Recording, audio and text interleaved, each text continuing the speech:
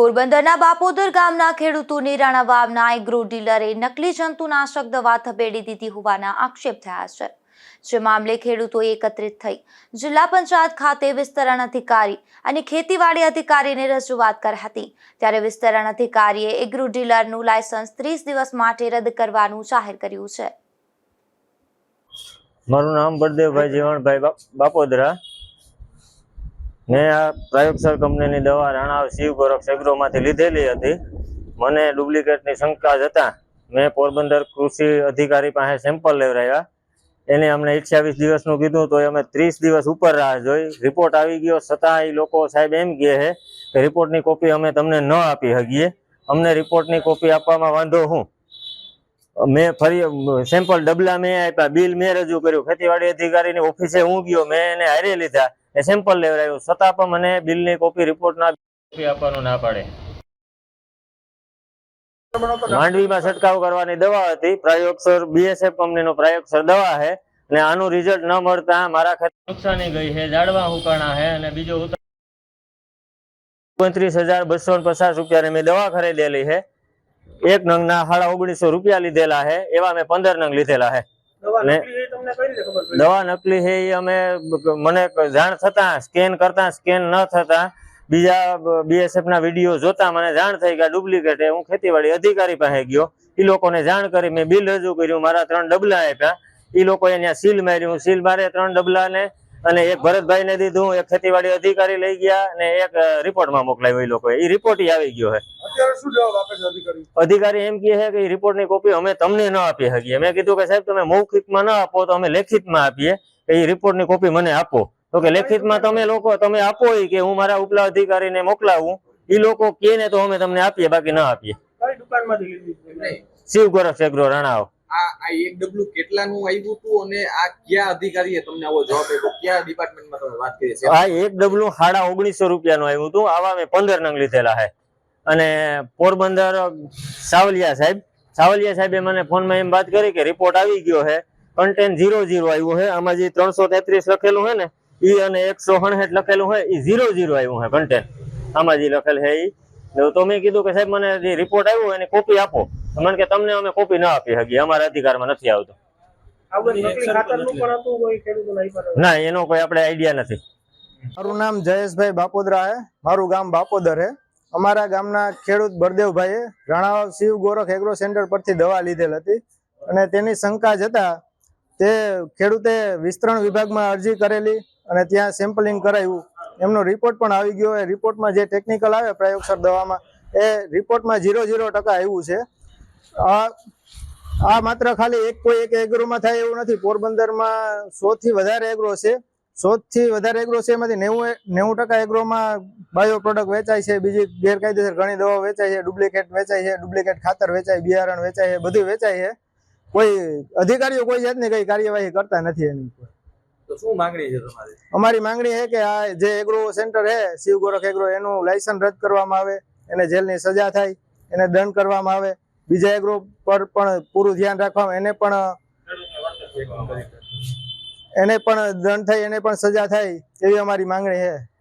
નકલી જંતુનાશક દવા અંગે ખેડૂતોની રજૂઆત આવી હતી, આપણે શું કાર્યવાહી કરી?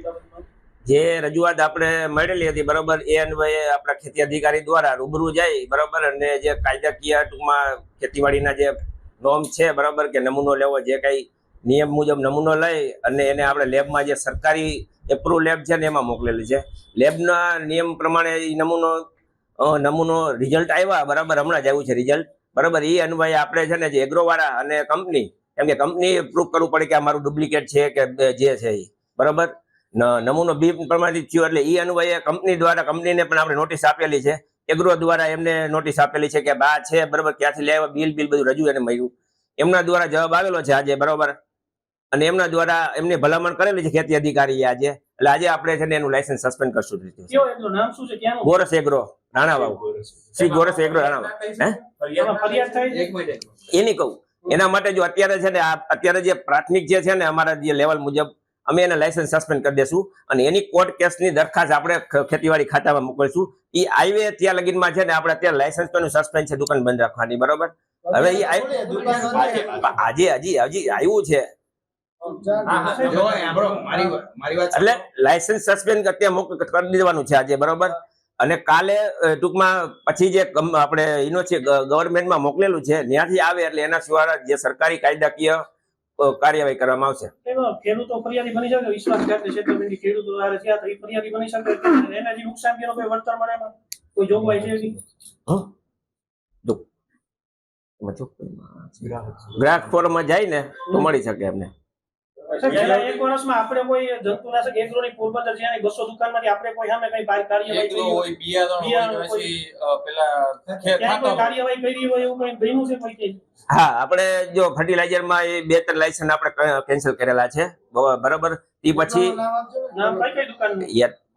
એમાં તો શું છે, જલારામ એગ્રો છે, લીરબાઈ છે, એના આપણે સસ્પેન્ડ કરેલા હતા ફર્ટિલાઇઝરમાં બોખીરા. ત્યારબાદ જે નિયમ મુજબ આ નમૂના લીધા હોય, બરાબર, ધારો કે બિયારણના હોય તો બિયારણના જે નમૂના ફેલ થયા હોય, બરાબર, તો જે કંપની હોય એની ઉપર કોર્ટ કેસ ચાલુ છે અત્યારે જિલ્લામાં. એ રીતે પેસ્ટિસાઇડમાં જો નમૂના બિન પ્રમાણિત થયા હોય તો એને અત્યારે હાઈએસ્ટ આપણે નમૂના આવી કામગીરી છે સાહેબ, મીડિયા સામે કોઈ જાહેર કેમ નથી થતી કે ક્યાં શું કાર્યવાહી કરી, શું પગલા લીધા, તો ખેડૂતોને ખ્યાલ આવે કે આમાં એ લોકો ચેતી જાય કે આ જગ્યાએ જવું પકડાણું છે. આપણે જે ફર્ટિલાઇઝરના 2 લાયસન્સ કેન્સલ થયા હતા ને બીજા દિવસે આપણે મીડિયામાં આવી ગયું હતું ફ્રન્ટ પેજ ઉપર નામ સહિત. મીડિયા સામે હજી સુધી તમારા વિભાગ દ્વારા કોઈ આવી કોઈ માહિતી જાહેર કરવામાં આવતી નથી એવું ખેડૂતો કહે છે. નહીં, હું તમને બતાવું કરી સાહેબ, આ જે લાયસન્સ રદ થયા છે સાહેબ, એ કેટલા સમય માટે લાયસન્સ રદ હોય છે? અને માનો કે કોઈ પણ ખાતર હોય, બિયારણ હોય કે દવા એ નકલી હોય તો ખેડૂતો કઈ રીતે આની ફરિયાદ કોને કરી શકે ને એને ઉપર કેવા પગલા લેવાય? બિયારણ હોય, બરાબર, કે હોય તો એ અમારે જ ફરિયાદ કરવાની આવે. ધારો કે ડુપ્લિકેટ બિયારણ વાવ્યું હોય ને એમાં એને ઉગાવવામાં તકલીફ હોય તો બરાબર જિલ્લા ખેતી અધિકારીને અરજી કરવાની. જિલ્લા ખેતી અધિકારીના અંતરમાં આખી ટીમ છે, એક નાયબ ખેતીના વિસ્તરણ હોય, 2 સાયન્ટિસ્ટો હોય, જિલ્લા હોય, આખી ટીમ દ્વારા એ જે સ્થળ ચકાસણી કરે, જે વાવેતર કર્યું હોય એને ઉત્પાદનમાં એને હું બોગસ જે ખોટા વેચાણ થતા હોય એની કોઈ ફરિયાદ કરવી હોય ખેડૂતોએ તો એને કઈ રીતે તમારી સુધી ફરિયાદ પહોંચાડવી? અને આ લાયસન્સ રદ થાય તો કેટલા સમય સુધી રદ થાય? પરમેનન્ટ થાય કે ટેમ્પરરી? એમાં શું છે, પરમેનન્ટ થાય અને જેવા ગુના પ્રમાણે થાય છે. આપણે જો અત્યારે છે ને મારી સત્તા 30 દિવસની છે, બરાબર, એટલે હું 30 દિવસની સત્તા કરીશ ત્યાં લગીનમાં ઉપર આપણે મોકલી દીધેલું છે. કોર્ટ કેસ ની આવશે એટલે પછી તો સાવ કેન્સલ જ થશે, કોર્ટ કેસ થશે એટલે એની ઉપર બિન પ્રમાણિત થયું છે. તમે ખેડૂતોને કેમ એનો કઈ કોપી ના આપી? નહીં, એ વાત થઈ ગઈ, એ વાત કોપી મળી જશે. મળી ગઈ. ખેડૂતને શા માટે પાડતા હતા? આ શા માટે? ના એવું નથી. ખેડૂતોનો કહેવું છે કે તમને આપી ન શકીએ. ખેડૂતોને કેવું લેખિતમાં આપી દે એટલે આપી શકીએ ને આપણે એમને. આ તો ખેડૂતોના હિતની વાત છે. બીજા હજારો ખેડૂતો ચેતી આજુબાજુના ગામડાના, તો એ તો ખરેખર એમને તમારે જાહેર કરવું જોઈએ. ખેડૂતોના હિતની વાત હતી તો એમાં આનાકાની કરો છો સાહેબ તમે? ના આપી છે ને આપણે. ના પાડે ખેડૂતો તમને ના પાડી, જાહેર કરવાની ના પાડી. સાહેબ એક અપીલ કરી દો, કોઈ અપીલ કરી દો સાહેબ ખેડૂતોને, કોઈને બોગસ બિયારણ દવા હોય તો કઈ રીતે તમારી પાસે ફરિયાદ કરી શકે? એવું અમે મીડિયામાં આપી જ દેશું. આપણે ધારો સીઝન ચાલુ થાય ને પેલા જ આપીએ છીએ, પ્રેસ નોટમાં આપીએ છીએ કે ભાઈ આવું બિયારણ ખરીદીએ તો આ રીતના ધ્યાન રાખવા, આ નોમ્સ હોય, કાંઈ પણ એવું હોય તો જે તે તાલુકાના ખેતી અધિકારીનો કોન્ટેક્ટ કરવો, એમાં નંબરે આપણે આપીએ છીએ પ્રેસ નોટ. એટલે હમણાં આપવાની છે પાછી, આ નવી સીઝન ચાલુ થશે ને રવિ એટલે. સાહેબ એક નેનો યુરિયા તકે એક ખેડૂતોને નેનો યુરિયા સાથે ફરજિયાત લેવાનું કરે એટલે ખેડૂતોને ના છે જ નહીં આપણે લેવાનું. અને ક્યાંય પણ એવું હોય ને તો મને જાણ કરવી, બિંદાસ. ના છે જ નહીં, કોઈ પણ ક્યાંય પણ હોય ને તો મને જાણ કરવાની, અમારી વિભાગને જે તે ખેતી અધિકારીને. આપણે એના હું કાર્યવાહી થશે. અને મેં આ અગાઉ પેલા છે ને જે કંપની મંડળી એવું હતું, મને એવું ક્યાંક જાણવા મળ્યું હતું કે આ મંડળી વાળા બીજા મંડળી આપે છે બીજા જિલ્લામાં. અહીંયા જે તે મંડળીના જે સંચાલક ક્રિપ્કો એ બધાને આપણે જે છે એને લેખિતમાં જાણ કરી દીધી કે આ બંધ કરવામાં આવશે, તમારી ઉપર કાર્યવાહી કરવામાં આવશે.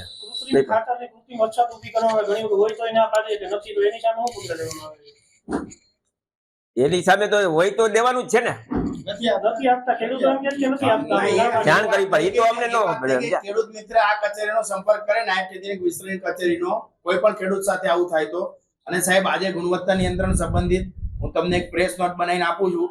તમે માહિતી નિયામક મારફતે તમામ જિલ્લાના તમામ અખબારી યાદી પ્રસિદ્ધ કરી દો કે આ બાબત માટે કોઈ પણ ખેડૂતને આ કચેરીના નંબર છે અને આ કચેરીના નંબર પર સંપર્ક કરી અને ખેડૂત મિત્ર સાથે કોઈ પણ પ્રકારનો ઘટના બને તો ખેડૂત મિત્રએ સત્વરે આ નંબર પર સંપર્ક કરવો.